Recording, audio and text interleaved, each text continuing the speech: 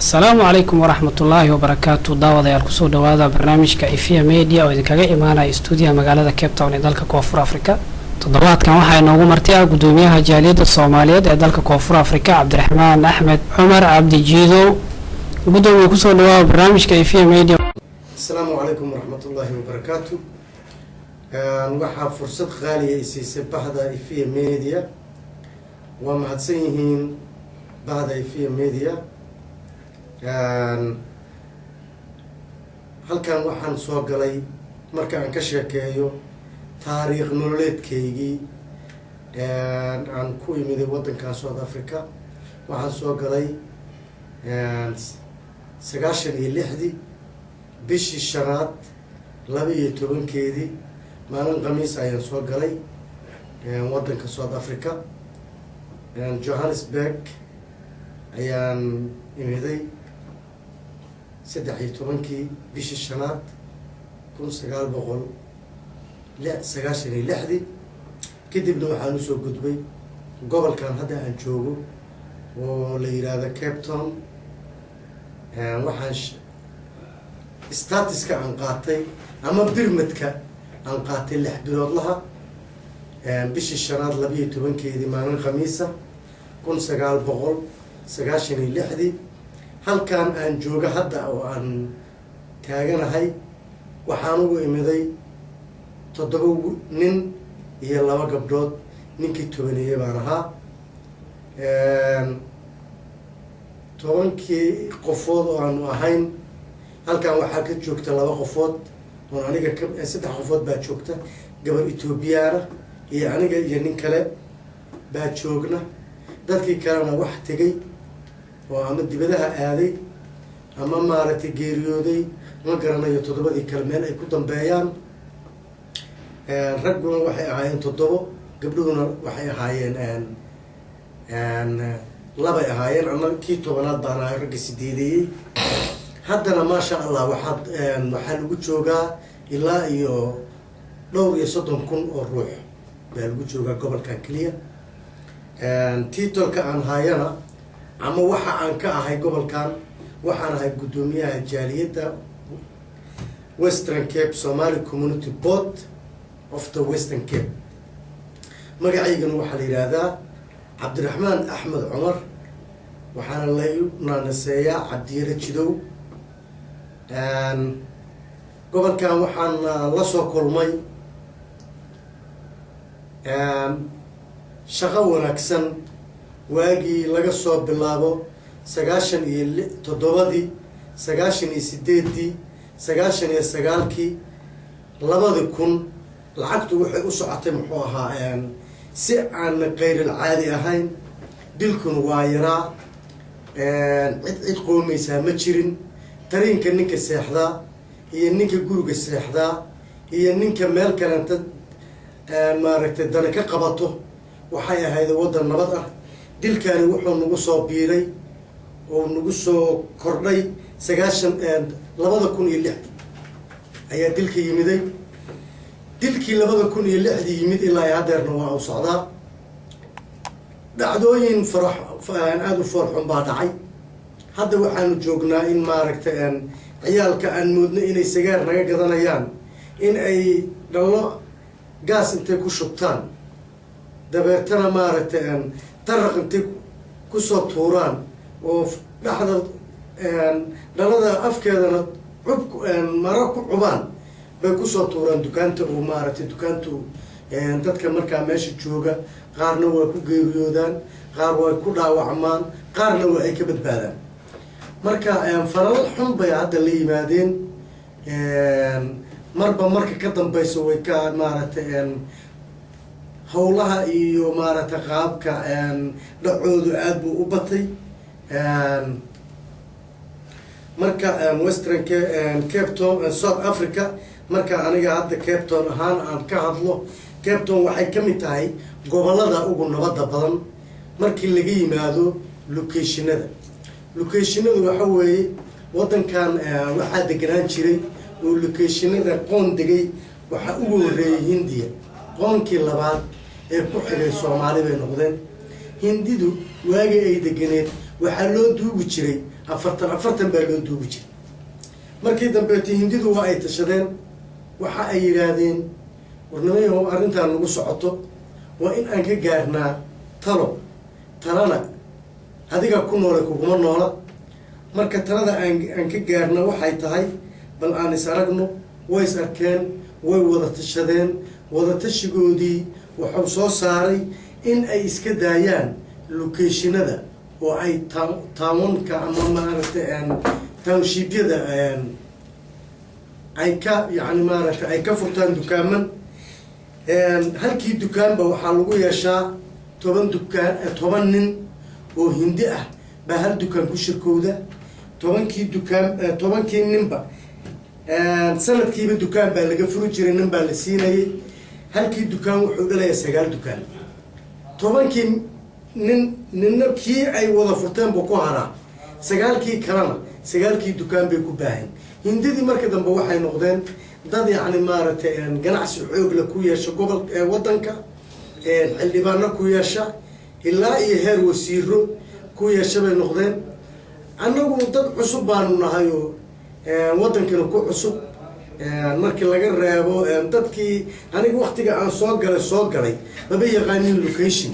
oo maba garanayaan qaabka looga shaqeeyo dadkii gadaal ka soo galana waxa weeye maaragtay haddii dadku ciirtaabo meeshii maaragtay dadka waxaa jira wadanka ku nool dadka wadanka ku nool ee nala jooga wadanka South Africa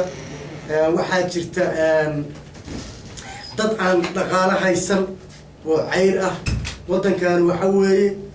waa 2 dabaq sideedaba ma laha dabaq 3aad dabaq 4aad dabaq 5aad ma laha 2 dabaq weeye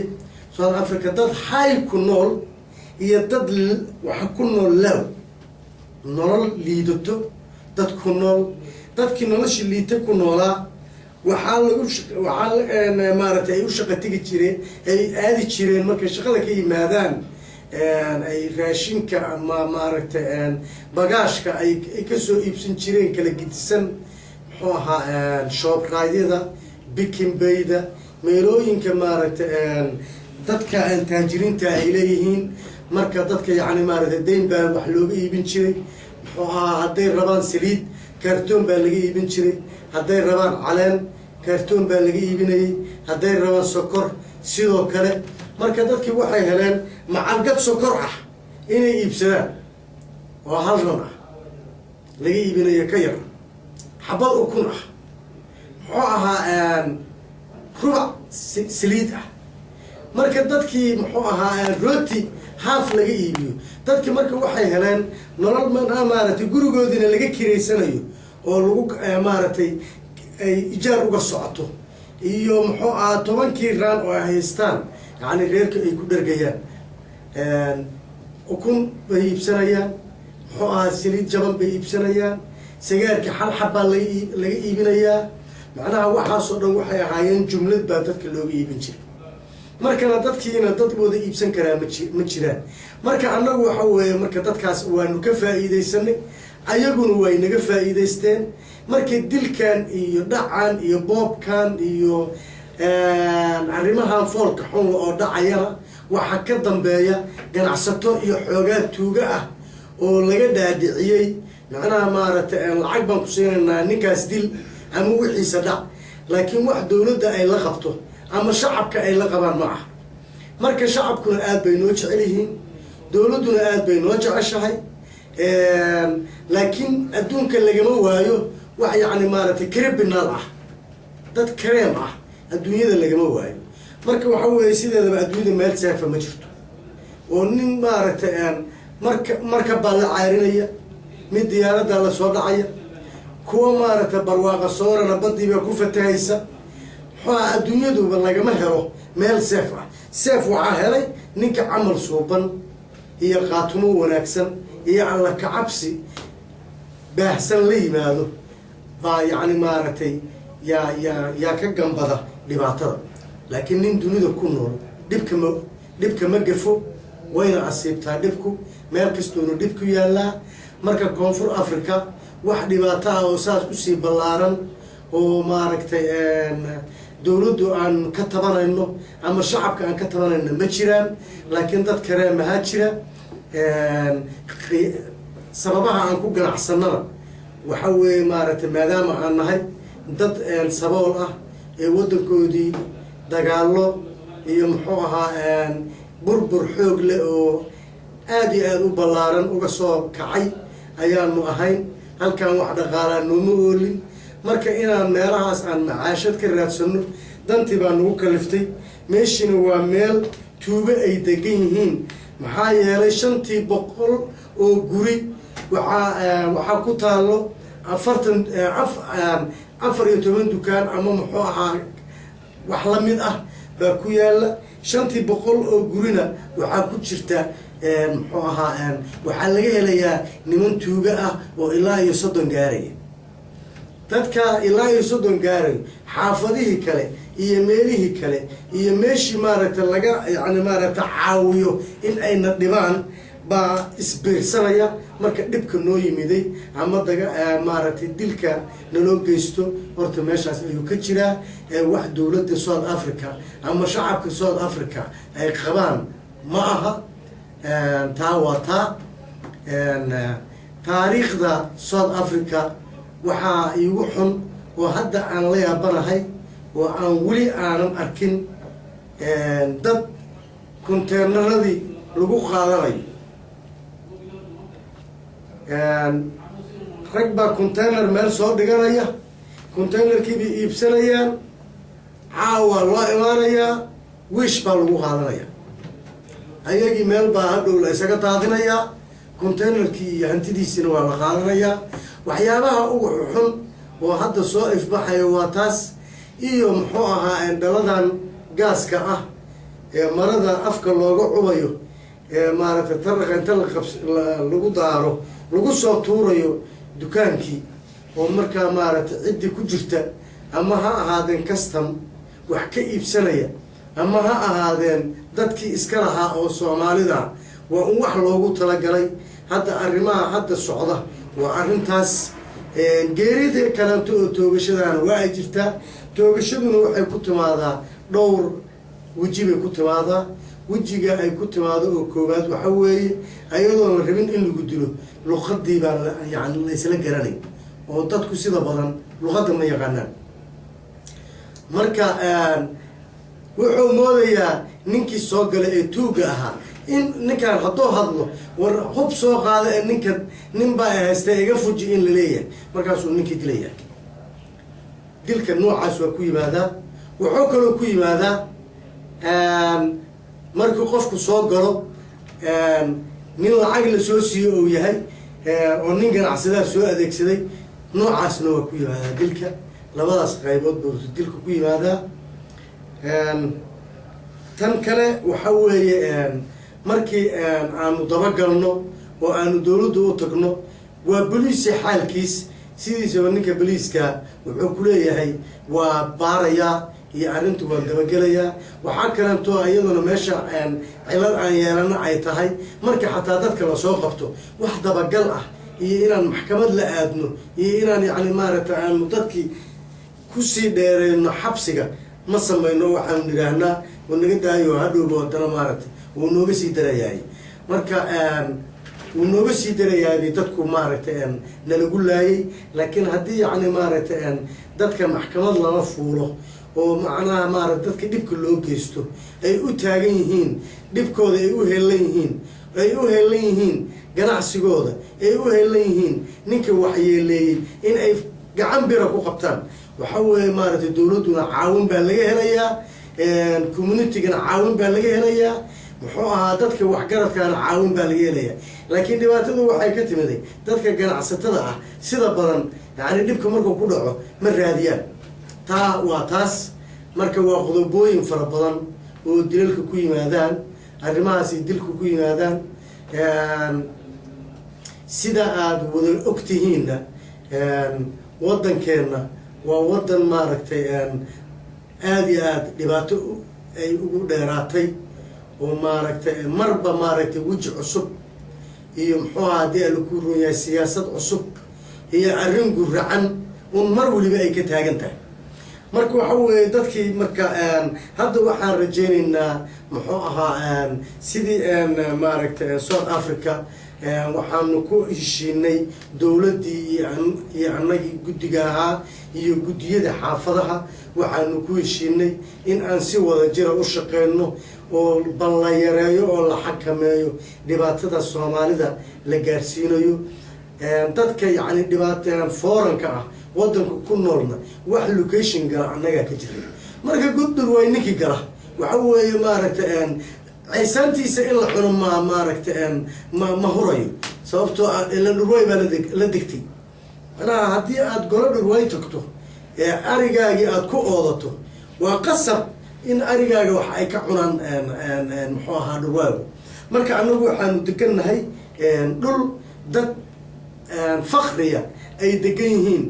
ayaguna aynan nolol aan u nahay annaguna aan nolol u nahay marka arrimaha yacni maaragtay dilka iyo dhibaatada keenayo waa arrintaas koonfur Africa wax kale oo cilada ma jirto Yurub bayna ka liidan meelaha kale bayna ka liidan reer galbeed bayna ka liidan dadka halkan ku noolna waa dad aad u bisil haddana waxaan rajaynaynaa hadda waxaa noo yimid safiir baa noo yimid oo dawladdu noo soo magacawday waxaan rajaynaynaa inaan safiirka aan guri aanu u diyaarino oo maaragtay dhibaatada xagga socdaalka naga hayso ee waddankii waxaa la sheegayaa oo hadda aanu idaacadaha iyo aan ka aragnaa ama maaragtay muxuu ahaa dadka siyaasadaha indheeya aanu ka dhagaysanay in waddanku uu ka soo reynayo sidoo hore uu ahaa marka waxaanu rajaynaynaa maadaama aan muddo badan waddanka ka maqnaynay inaan waddankeena ku laabano oo aanu maaragtay ku dabaalano xeebaheenii iyo meelihii aanu u dalxiis tegi jirnay sida aanu yacni maaragtay dib ugu laaban lahayn ayadana qorshaheedaanu ku jirnaa safiir baana noo yimid marka hadda waxaad u malaysaa waa ay noqonaysaa insha allah 2013 in ay ka yaraato dilalka iyo dhibaatada hadda aan ku jirno insha allah waadna ku mahadsantihiin fursadda qaaliga ah aada siiseen aad baad ugu mahadsantihiin inta magacayga taqaano iyo inta muuqayga garanayso iyo inta aan garanaynba waxaan leeyahay Ramadan Kareem taariikh nololeedkaygii iyo macluumaadka koonfur Africa intaas ayaan kusoo gabagabeynayaa waxaan kalanto halkan aan uga mahad celinayaa bahda IFIA Media ayaan u mahad celinayaa wassalaamu calaykum waraxmatullaahi wabarakaatuh kulanti dambo